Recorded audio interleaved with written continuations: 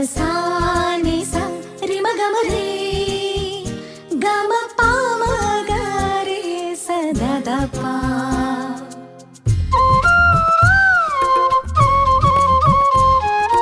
புல்வெளி பெய்யும் சாரலை போல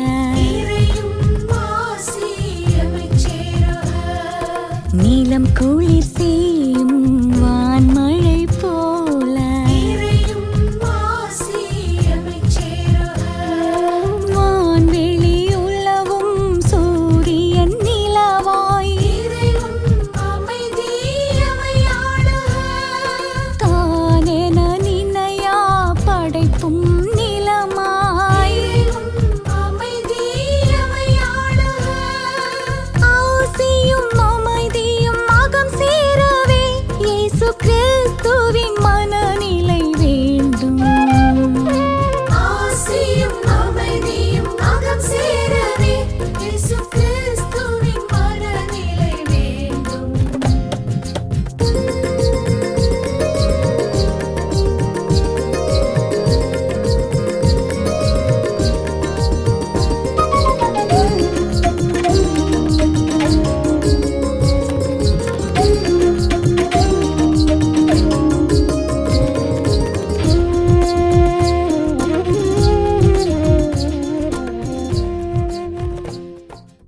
தந்தை மகன் தூயாவியாரின் பெயராலே ஆமேன். ஆண்டவர் இயேசு கிறிஸ்துவுக்குள் வாழுகின்ற அருமையான மரியாவிஷன் நேயர்களே, அன்பர்களே, நண்பர்களே, ஆர்வம் பெற்றவர்களே அனைவருக்கும் வணக்கங்களையும் வாழ்த்துக்களையும் தெரிவித்துக் கொண்டு பாஸ்கா காலத்தினுடைய 6வது ஞாயிற்றுக்கிழமை இறைவார்த்தை சிந்தனை ஜெபத்திற்காக உங்களை அழைப்பதில் மகிழ்ச்சி அடைகின்றேன்.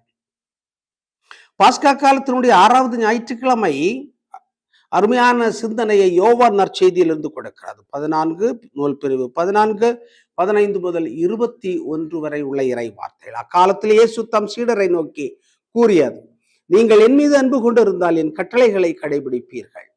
உங்களோடு என்றும் தங்கியிருக்கும் மற்றொரு துணையாளரை உங்களுக்கு தருமாறு நான் தந்தையிடம் கேட்பேன். தந்தை அவரை உங்களுக்கு அருள்வார். அவரை உண்மை வெளிப்படுத்தும் தூய ஆவியார். உலகம் அவரை ஏற்றுக்கொள்ள இயலாது, ஏனெனில் அது அவரை காண்பதும் இல்லை, அறிவதும் இல்லை. நீங்கள் அவரை அறிந்திருக்கிறீர்கள், ஏனெனில் அவர் உங்களோடு தங்கி இருக்கிறார், உங்களுக்குள்ளும் இருக்கிறார். நான் உங்களை திக்கற்றவர்களாக விட மாட்டேன், உங்களிடம் திரும்பி வருவேன். இன்னும் சிறிது காலத்தில் உலகம் என்னை காணாது, ஆனால் நீங்கள் என்னை காண்பீர்கள். ஏனெனில் நான் வாழ்கிறேன், நீங்களும் வாழ்வீர்கள். நான் தந்தையினுள்ளும் நீங்கள் என்னுள்ளும் நான் உங்களுள்ளும் இருப்பதை அந்நாளில் நீங்கள் அறிந்து கொள்வீர்கள். என் கட்டளைகளை ஏற்று கடைபிடிப்பவர் என் மீது அன்பு கொண்டுள்ளார். என் மீது அன்பு கொள்பவர் மீது தந்தையும் அன்பு கொள்வார். நானும் அவர் மீது அன்பு கொண்டு அவருக்கு என்னை வெளிப்படுத்துவேன். கிறிஸ்து வழங்கும் நற்செய்தி. கிறிஸ்துவை உமக்கு புகழ். இறை இயேசுவுக்குள் வாழுகின்ற அருமையான என் சகோதர சகோதரிகளை, ஆண்டவர் இயேசு கிறிஸ்துனுடைய வாழ்வு, போதனைகள், அவருடைய சிந்தனைகள், அவருடைய கோட்பாடுகள், குறிக்கோள்கள், மதிப்பீடுகள் எல்லாவற்றையும் ஒட்டுமொத்தமாக பார்க்கின்ற பொழுது அவருடைய வாழ்வுடைய நோக்கமே இந்த உலகத்தினுடைய மீட்பாக இருந்தது.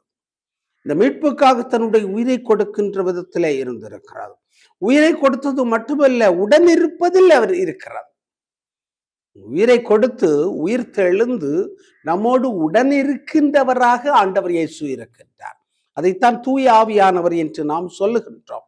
ஆவியானவர் தொடக்க நூலிலே அசைவாடி கொண்டிருந்தார், இந்த உலகத்தை எல்லாம் உருவாக்கினார் என்று நாம் பார்க்கின்றோம். அந்த உருவாக்கின ஆண்டவருடைய அந்த ஆவி இந்த உலகம் உருக்குலைந்து செல்லுகின்ற பொழுது மீண்டும் அதை உருவாக்குகின்ற பணியிலே தன்னை ஈடுபடுத்துகிறது.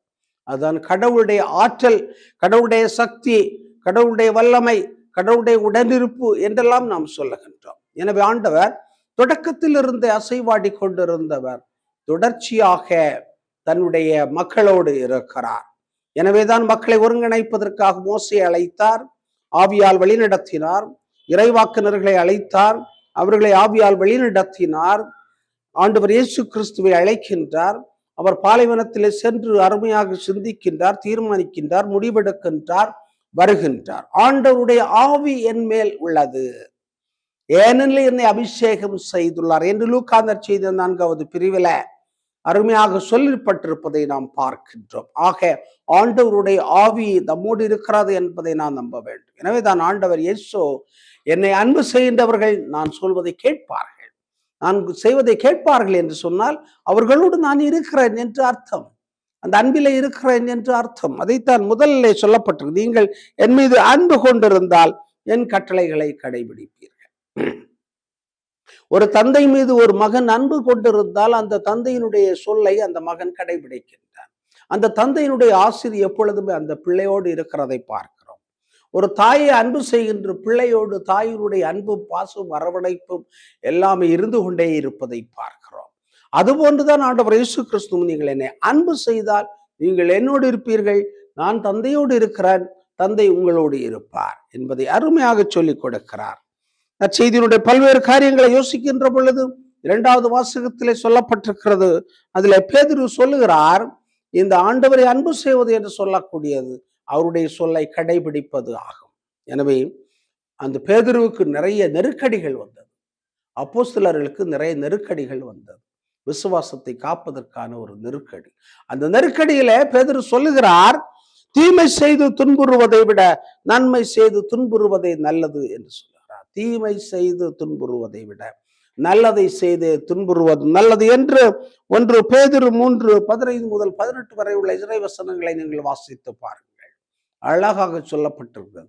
தீமை செய்து துன்புறுவதை விட நல்லவற்றை செய்து துன்புறுவது மிகச் சிறந்தது என்று சொல்லுகின்றார். எனவே இந்த இறைமகன் இயேசு கொண்டு வந்திருக்கின்ற நலமான முழுமையான அன்பான வாழ்வு என்று சொல்லக்கூடியது உடல் நலமாக இருக்கலாம், உள்ள நலமாக இருக்கலாம், ஆன்மீக நலமாக இருக்கலாம், மனித வாழ்வினுடைய எல்லாம் கலந்த நலமான வாழ்வாக இருக்கலாம்.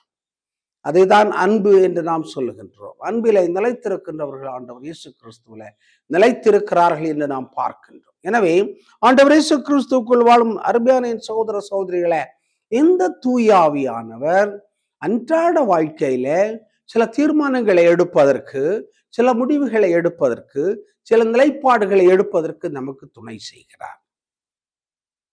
நாம் பார்க்கின்ற அண்மையில தேர்தல் நடைபெற்றது. தேர்தல் நடைபெற்றதிலே பல்வேறு மனிதர்கள் பல்வேறு கட்சிகளுக்கு ஓட்டுகள் போட்டிருக்கிறார்கள். நமக்கு தெரியும். ஓட்டை விற்றவர்களை பார்க்கிறோம், ஓட்டை வாங்கியவர்களையும் பார்க்கின்றோம். சிந்திப்பவர்களை பார்க்கிறோம், சிந்திக்க மறுத்தவர்களையும் பார்க்கின்றோம். திரைத்துறையிலிருந்து ஆட்களை தேர்ந்தெடுக்க வேண்டும் என்று சிந்திக்கின்றவர்களை பார்க்கிறோம். இல்லை, அன்றாடம் காட்சிகளோடு அருகில் இருந்து கொண்டு உதவி செய்ய வேண்டும் என்று சொல்லக்கூடிய தலைமை பண்பு உடையவர்களை தேர்ந்தெடுத்தவர்களையும் நாம் பார்க்கின்றோம். அந்த உண்மையை கண்டுபிடிக்க வேண்டும். எது நல்லது, எது நல்லது அல்ல, எது தேவையானது, எது தேவையானது அல்ல, எது இன்றியமையாதது, எது மிக இன்றியமையாதது, எது பொருத்தமானது, எது பொருத்தமானது அல்ல. கடவுளுடைய அன்பு என்று சொல்லக்கூடியது எல்லாருக்கும் கிடைக்கின்ற ஒரு நிறை வாழ்வாக இருக்கிறது. அதைத்தான் காந்தியடிகள் தன்னுடைய வாழ்க்கையிலே எழுதுகின்றார். Experiments with truth. அந்த ஆவியானவர் உண்மையை நோக்கி வழிநடத்த வேண்டும். அதுதான் உண்மையான ஆவியானவர். உண்மையை நோக்கி, சுயநலத்திற்காக அல்ல, பணத்திற்காக அல்ல, பட்டங்கள் பதவிகளுக்காக அல்ல, பகட்டுக்காக அல்ல, வெளித்தனமான வெளி காரியங்களுக்காக அல்ல என்பதை ஆண்டவர் சொல்லுகிறார். உண்மையை நோக்கி வழிநடத்துகின்ற தூய ஆவியானவர். எனவே இந்த செய்தியினுடைய மைய சிந்தனையாக உண்மையிலே வழிநடத்துகின்ற துணை நிற்கின்ற தூய ஆவியானவர், துணை நிற்பவர். காரணம், இந்த உலகத்திலே எது உண்மை, எது பொய், எது நல்லது, எது தீயது என்று தேர்ந்தெடுக்க முடியாத, தேர்ந்து தெளியாத ஒரு சூழ்நிலை நாம் வாழ்ந்து கொண்டிருக்கின்றோம். ஊடகங்கள் பலவாறு சொல்லிக் கொடுத்து கொண்டிருக்கின்றன. விவிலியம் இன்னொன்றை சொல்லிக் கொடுத்து கொண்டே இருக்கிறார். பொய்யாக சொல்லுகின்ற ஊடகங்களுக்கு பின்னால் நாம் செல்கிறோம். உண்மையாக சொல்லுகின்ற விவிலியத்திற்கு பின்னால் நாம் செல்வதற்கு தயாராக இல்லை. உண்மையின் வடிவாக இருந்த ஆண்டவர் இயேசு கிறிஸ்துவை பின்பற்றுவதற்கு தயாராக இல்லை. பிலாத்து, பரிசேயர்கள், சதுசேயர்கள், மறைந்துள்ள அறிஞர்கள் இயேசுவை பற்றி இல்லாதது பொல்லாததெல்லாம் சொன்னார்கள். எனவே சிலுவையில் அறைந்தார்கள். இன்றும் நாம் அதைத்தான் பார்க்கின்றோம். நல்லது செய்ய வேண்டும், உண்மையானதை செய்ய வேண்டும், உழைக்க வேண்டும், ஏழை மக்களை ஏந்திவிட வேண்டும் என்று சொல்லக்கூடியவர்களுக்கு அநீதமான தீர்ப்புகளை கொடுக்கின்ற ஒரு அநீதமான சமூகத்திலே வாழ்ந்து கொண்டிருக்கின்றோம். அதைத்தான் இன்று நாம் இந்த அடிப்படையில் இது தேர்தலில் வருகின்ற வெற்றிகளை பார்த்து நாம் சொல்லுகின்றோம். எல்லோரும் நல்லவர்கள், எல்லோரும் தீயவர்கள் என்பது அல்ல. எல்லோரும் நீதிமான்கள், எல்லாரும் நீதிமான்கள், நீதியானவர்கள் என்பது அல்ல. மாறாக நம்முடைய சமூகத்துல, குறிப்பாக இந்திய சமூகத்துல மத நல்லிணக்கத்தை உருவாக்குகின்றவர்கள் வர வேண்டும் என்று நாம் விரும்புகின்றோம். சாதிய மத மோதல்களை தூண்டிவிட்டு அதிலே குளிர் காய்கின்ற தலைவர்கள் வரக்கூடாது என்பதிலே நாம் தெளிவாக இருக்க வேண்டும். அதற்கு நாம் சிந்திக்க வேண்டும். அதற்கு தூயாவினுடைய துணை இருக்க வேண்டும். தூயாவினுடைய துணையை யார் பெற்றுக்கொள்வார்கள்? கடவுளை அன்பு செய்கின்றவர்கள் தான் பெற்றுக்கொள்வார்கள். கடவுளை அன்பு செய்கின்றவர்கள் கடவுளுடைய மகனை அன்பு செய்வார்கள். கடவுளுடைய மகனை அன்பு செய்கின்றவர்கள் இந்த உலகத்தினுடைய உண்மையான வளர்ச்சி மேல், உண்மையான முன்னேற்றத்தின் மேல் அன்பு கொள்வார்கள்.